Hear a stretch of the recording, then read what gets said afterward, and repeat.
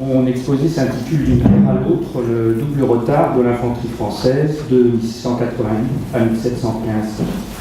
Alors si on cherche à écrire l'histoire des forces terrestres françaises durant le règne de Louis XIV, il apparaît que l'artillerie et la cavalerie évoluent de manière assez similaire, tandis que l'infanterie suit un chemin assez différent. L'artillerie se révèle être une arme d'origine de nouveau.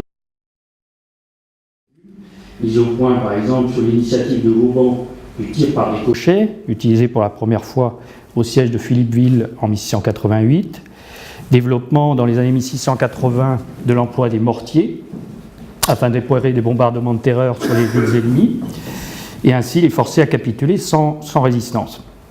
La cavalerie connaît également des transformations, Frédéric Chauvier. On va rappeler ici l'une des principales d'entre elles, l'importance croissante des dragons qui forment une forme de seconde cavalerie, capable de se porter rapidement là où l'ennemi ne s'y attend pas. Il devient une force polyvalente, capable de servir sur les champs de bataille, dans les sièges, sur les arrières de l'armée ou à l'intérieur du royaume, en tant que force de répression, autant contre les sujets rebelles que contre les protestants. Alors, en revanche, on ne discerne pas dans l'infanterie de changements aussi importants, en tout cas comparables à ceux qui ont affecté l'artillerie et la cavalerie du Roi Soleil. À l'exception de la création des grenadiers, les évolutions y sont lentes, difficiles et mal maîtrisées. En dépit de l'œuvre de réorganisation et de rationalisation des letelliers père et fils, l'infanterie de Louis XIV est, à la fin du XVIIe siècle et au début du siècle suivant, une arme doublement en retard.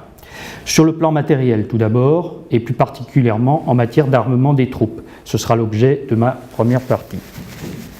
Sur le plan tactique ensuite, c'est-à-dire dans le domaine des techniques de combat. J'en parlerai en deuxième partie. Les effets de ce double retard sur l'issue des batailles de la fin du règne constitueront le sujet de la dernière partie de notre exposé. Alors, le premier retard est le retard matériel ou technologique. La fin du XVIIe siècle et le début du XVIIIe siècle est la période où se produit la transition entre deux couples d'armes destinés aux fantassins. Au binôme mousquet-pique succède celui formé par le fusil et la baïonnette. Alors commençons par présenter sommairement les deux armes à feu ainsi que leurs inconvénients et leurs avantages respectifs. Alors le mousquet, donc c'est la diapositive numéro 1 que vous voyez ici apparaître à l'écran, est une arme dont la mise à feu est effectuée au moyen d'une mèche enflammée plongée dans une cavité qu'on appelle le bassinet. Alors vous avez ici donc une mèche qui est fixée dans un serpentin. On retrouve donc le serpentin ici sur cette photo d'un mousquet à mèche hollandais de la fin du XVIIe siècle, qui est conservé au musée de l'armée. Et la mèche du mousquet est plongée dans cette cavité métallique qui s'appelle un bassinet et qui est remplie de poudre d'amorce. Alors, le mousquet a des inconvénients. La mèche est une source d'accident en cas de contact avec la poudre demeurée sur l'arme après un tir, par exemple des résidus de poudre sur le canon ou sur la platine. Le contact aussi possible avec la poudre transportée par le soldat dans les charges portées en bandoulière, dans les poires à poudre, dans les gipsières ou encore souvent à l'époque dans la poche droite du fantassin. Alors, la mèche allumée est également très repérable lors des opérations nocturnes. Surtout, sa présence fait du mousquet un instrument très incommode à manier, obligeant le tireur à effectuer des opérations nombreuses et compliquées, près de 30 à la fin du XVIIe siècle, ce qui entraîne d'importants délais de mise à feu, environ 1 minute entre deux coups, vers 1690. Alors, le mousquet a des avantages qui sont liés à la simplicité de la platine à mèche. D'abord, c'est son faible coût. Un mousquet coûte environ 9 livres contre 14 pour un fusil. Il faut aussi remarquer sa robustesse et, comme c'est une arme qui est simple, c'est une arme qui est également très facile à réparer en campagne, même par des personnels peu qualifiés, voire par le soldat lui-même. Sa fiabilité est assez bonne, sauf par temps de pluie ou de vent, le coup est à peu près assuré de partir car la mèche est plongée directement dans la poudre d'amorce par le mouvement que j'ai décrit tout à l'heure. Alors, il convient de le comparer maintenant avec le fusil, diapositive numéro 2. Alors, qu'est-ce qu'un fusil? C'est une arme dont la mise à feu est obtenue au moyen d'une platine à silex. Alors, une pierre est fixée sur un chien, cette pièce métallique, et donc la pierre de silex est frappée contre une batterie métallique qui fait aussi office de couvre au bassinet, donc qui est percutée lors du choc du chien et du silex, lors de l'appui sur la détente. Le terme de fusil dérive du latin focus, feu. Il désigne l'ancien briquet à percussion, c'est-à-dire la petite pièce en acier frappée contre un silex afin d'enflammer l'amadou. Ces briquets au fusil étaient très utilisés par les ménagères avant la diffusion des allumettes au XIXe siècle, et ce principe a été ensuite adapté à l'arme à feu. Alors, les inconvénients du fusil, donc, on l'a dit tout à l'heure, c'est son coût plus élevé qu'un mousquet, puisque le mécanisme du fusil est un peu plus élaboré, donc l'arme coûte un peu plus cher. Ce sont aussi des ratés assez fréquents, qui sont inhérents à la platine à silex, sur laquelle il n'est pas aisé d'ajuster le ressort du chien et celui de la batterie. Le fameux fusil du Premier Empire, le modèle 1777 corrigé en l'an 9, qui est assez peu différent des modèles de l'Ancien Régime, rate à raison d'un coup sur 15, ce qui est beaucoup. Alors, les avantages du fusil, c'est d'abord sa grande communauté d'emploi, conséquence de l'absence de mèche. Lorsque l'arme est chargée, la disponibilité de feu est immédiate, parce que l'agent d'ignition, la pierre, est à demeure sur le chien. Il en résulte qu'avec un fusil, la cadence de tir est en principe plus élevée qu'avec un mousquet, sauf incident de fonctionnement. 2 à 3 coups par minute et par homme sont désormais possibles, du moins à l'exercice et avec des cartouches. À l'époque, une cartouche, c'est une enveloppe de papier qui réunit la dose de poudre et le projectile de plomb. Dernier avantage du fusil, c'est moins de danger pour le soldat qui ne manipule plus cette mèche incandescente comme avec un mousquet. Alors, les avantages et les inconvénients des deux armes à feu sont relativement équilibrés, la nouvelle arme ne surclassant pas l'ancienne. Bien que plus pratique à manier qu'un mousquet, le fusil n'est pas un instrument vraiment meilleur, et ceci explique que ce dernier ne s'impose qu'à la fin du XVIIe siècle et qu'aucune armée n'y vienne en hâte. Les plus avancés dans le processus de remplacement sont les États allemands, comme la Bavière, le Württemberg, la Saxe, la Hesse-Kassel, le Hanovre, le Brunswick, le Lunebourg, le Brandebourg. Chez eux, le rééquipement est terminé dès 1690. Certains États germaniques ont même commencé à doter exclusivement leurs soldats d'armes à feu, éliminant les piques au profit de fusils à silex pourvus de baïonnettes. Au début des années 1690, vers 1692 environ, l'arme à pierre a presque totalement remplacé le mousquet dans l'armée des Provinces-Unies. En Angleterre, le rééquipement a commencé dès les années 1680, mais il est lent, réservé à certaines unités et ne se termine que dans les premières années du XVIIIe siècle. Les impériaux entament quant à eux l'opération en 1695, débutant dans un premier temps avec des armes hybrides, des mousquets-fusils ou des mousquets transformés, c'est-à-dire des mousquets sur lesquels on a ôté la platine à silex pour la remplacer par on a ôté la mèche pour la remplacer par une platine à silex. Mais il faut attendre 1710 pour que les fusils à silex arment la totalité des soldats de cette armée.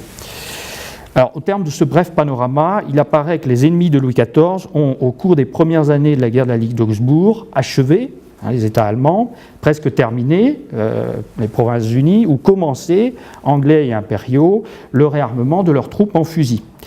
Alors, il faut remarquer ici que toutes les armées de ces puissances sont inférieures ou égales à 100 000 hommes pendant la guerre de la Ligue d'Augsbourg, c'est-à-dire 4 fois moins nombreuses que celles de leurs adversaires français, qui conservent l'ancien armement durant l'ensemble du conflit. Alors, la responsabilité en revient à Louvois, qui ne s'est jamais résolu à généraliser le fusil avant sa mort en 1691.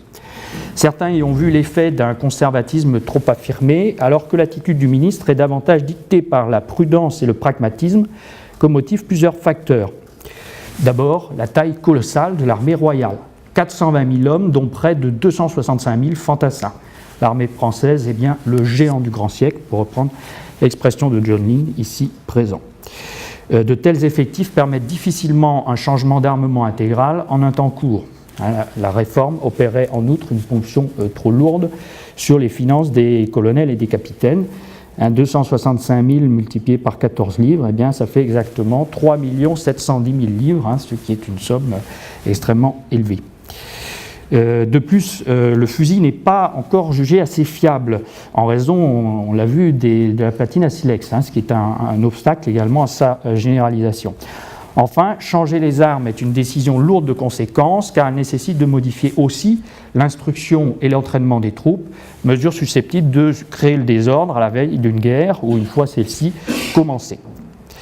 Alors, la prise de conscience du retard matériel de l'infanterie française se produit un an après la mort de Louvois, à l'issue de la bataille de Steinkerk, le 3 août 1692.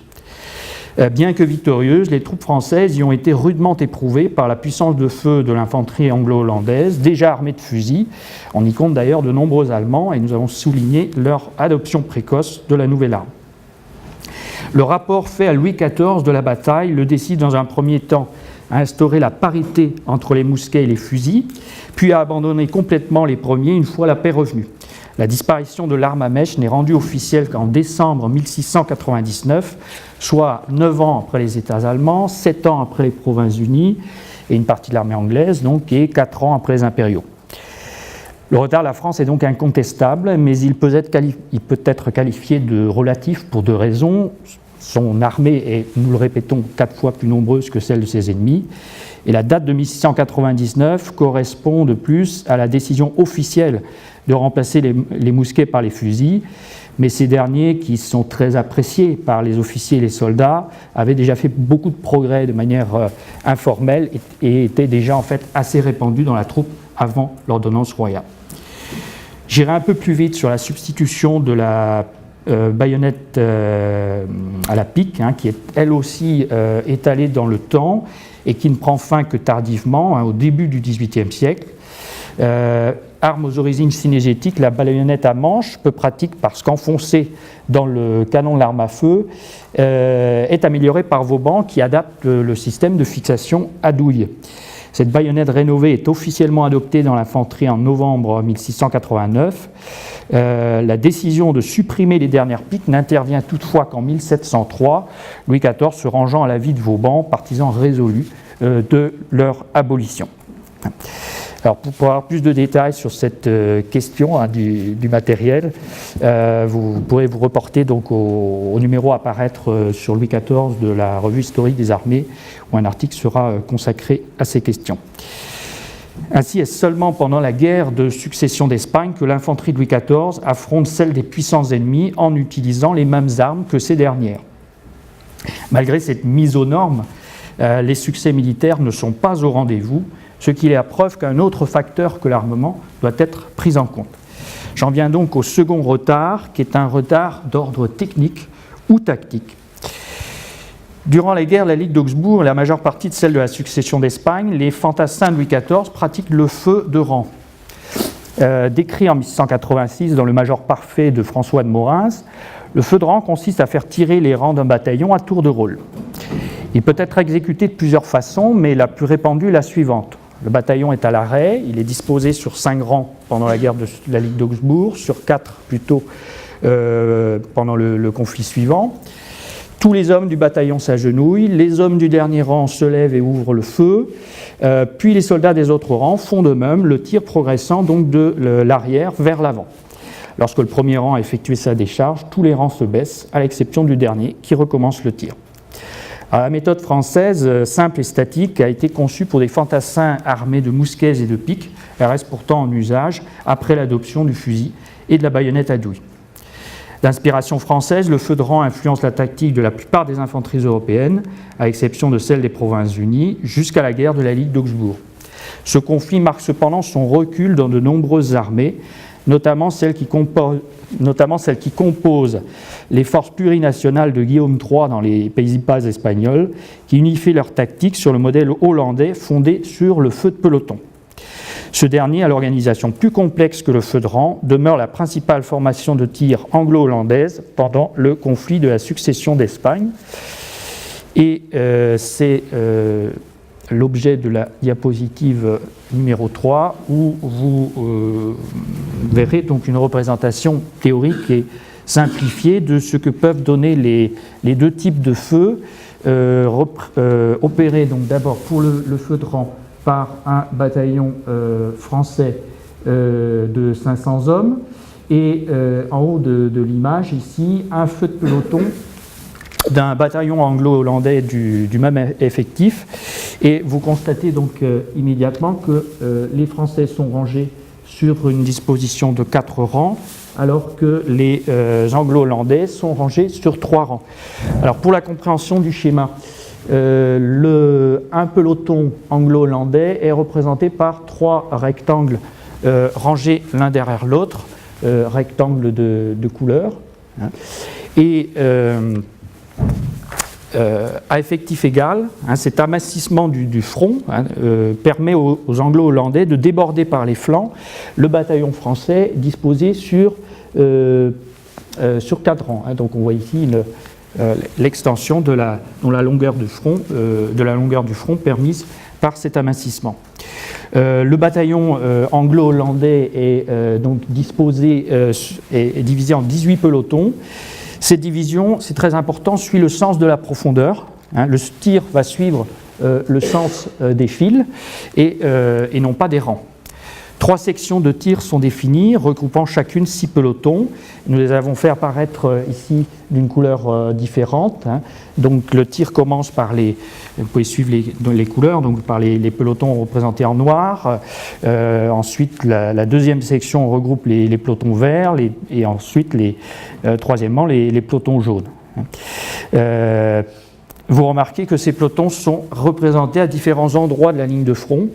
Et la troisième et dernière section de tir, donc en jaune, met en action les grenadiers des flancs et les pelotons du centre, hein, de manière à englober la formation ennemie en face. Alors, un feu de peloton est assez lourd et long à mettre en œuvre. Hein, il sollicite fortement les officiers et les bas officiers pour disposer les soldats et préparer le feu. Mais bien exécuté, ce mode de tir présente en revanche 2 avantages importants. Le premier est le fort volume de feu projeté sur l'ennemi. Si nous comptons 500 hommes au total pour un bataillon, la décharge effectuée par 6 pelotons à la fois équivaut à plus de 165 fusils ouvrant le feu en même temps. Dans un bataillon de 500 hommes également, mais disposé sur 4 rangs de profondeur, le tir d'un rang équivaut à 125 fusils, soit 40 armes de moins que celles des 6 pelotons ennemis. Le deuxième avantage du feu de peloton est, grâce à l'organisation préalable de sections de tir, la bonne répartition des salves sur l'ensemble du bataillon que font apparaître ici la répartition des couleurs. Le système anglo-hollandais donne ainsi l'impression que le feu provient de toutes parts et se produit de la sorte un effet psychologique sur l'adversaire, effet renforcé lorsque les décharges sont relayées par une progression en direction de l'ennemi, comme c'est le cas dans l'exemple cité dans le journal du capitaine Robert Parker, mettant aux prises 2 régiments d'Irlandais à Malplaquet. Alors, le feu de peloton n'est introduit en France qu'à partir de 1706-1707, soit 20 ans après les Anglo-Hollandais. C'est donc très tard. À l'été 1706, l'armée des Flandres, commandée par le maréchal de Villeroy, l'utilise en riposte aux offensives du duc de Marlborough. La nouvelle façon de tirer fait l'objet d'un règlement spécifique durant l'hiver 1707. Dans le tir de peloton français, le tir commence par un peloton de la droite du bataillon, se poursuit par un peloton de la gauche, du centre, etc. Le peloton désigné se porte environ 6 pas en avant du front, hein, et le feu exécuté, il fait demi-tour et regagne sa place pour recharger ses armes. Bon, au total, je ne rentre pas dans les détails, mais la déclinaison française du feu de peloton apparaît moins aboutie que celle utilisée par les Alliés. Les groupes de feu des Français sont moins fournis que les 3 sections de 6 pelotons des Anglo-Hollandais. En outre, les pelotons français sont contraints de s'extraire du bataillon pour faire feu, de revenir à leur place, hein, ce qui crée des déplacements propices à des lenteurs et à des désordres inexistants chez l'ennemi. Alors, quelles sont les conséquences au combat de ces deux retards, troisième partie de l'exposé, qui sera aussi, puisque le temps passe, en grande partie aussi, je rassemblerai les deux, qui sera aussi notre conclusion.